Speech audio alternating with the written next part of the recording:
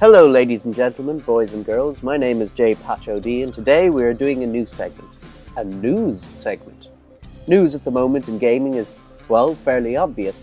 Grand Theft Auto 5, the newest iteration in the Grand Theft Auto series, has been released today, the 17th.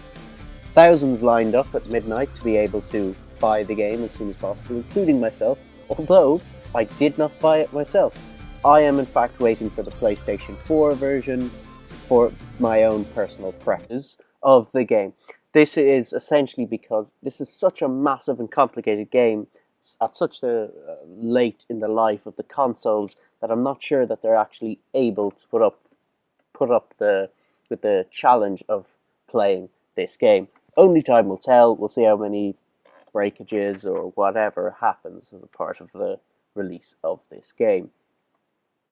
Grand Theft Auto 5 is described as the next chapter in the universe that focuses on the pursuit of the almighty dollar, according to IGN.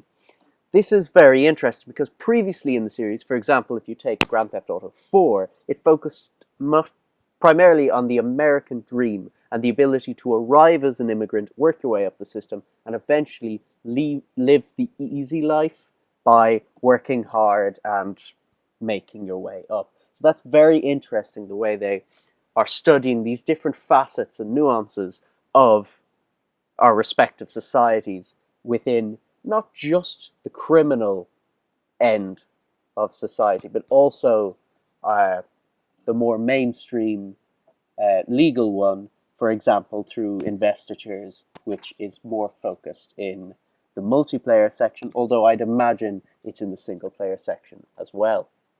Now, for the good parts and the improvements that this game makes on the previous one.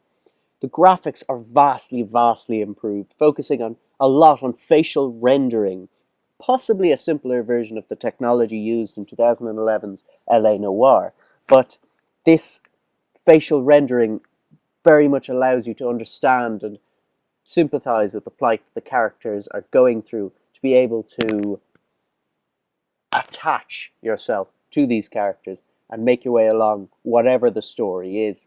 If they've done well and followed on the trend of their previous work of LA Noire, Grand Theft Auto 4, and Red Dead Redemption, Rockstar will have brought in an absolutely groundbreaking story which will have a lot of fans wanting more.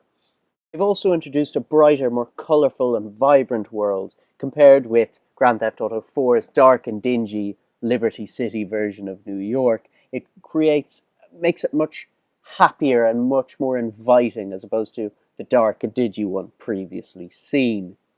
Rockstar have also brought in our current society's love and obsession with technology. For example, the phone that was so evident in the last game is now a smartphone that allows you to take, as I saw all over the internet today, selfies of what you're getting up to and share it on the social media, as well as the free apps which help you somewhat in the game, but honestly play the game and work your way through it.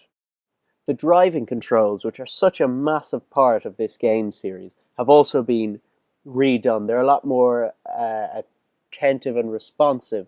That allows for a much better experience, although all I've seen of it so far is my friend constantly crashing into walls, although that's not in no way the fault of the game and should not be taken as such.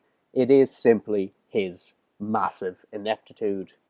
Now we reach the negative parts. Firstly, yes, while graphically it is a massive step forward for console technology and for open world games across the board, it feels it's very shiny and scenic. However, some textures don't seem to be fully rendered and are a little bit, well, ugly, for lack of a better term.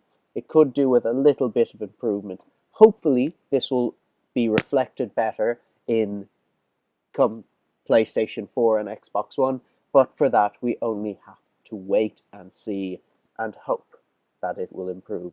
However, this is understandable due to the size of the map, but honestly I expected a little bit more as far as the graphics are concerned, but honestly graphics have never been a hindrance into how well a game is played or received.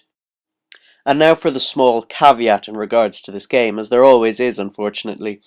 GTA 5 and Rockstar themselves are advising against installation of the second disc, saying, for optimal performance, we recommend not installing that disc.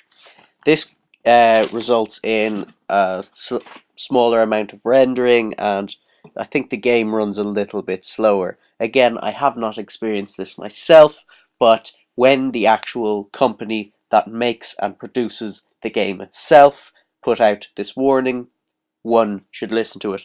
This also results in a concern over the PlayStation 3 downloadable version, which you obviously have to download and install the entire thing onto your hard drive to be able to play it.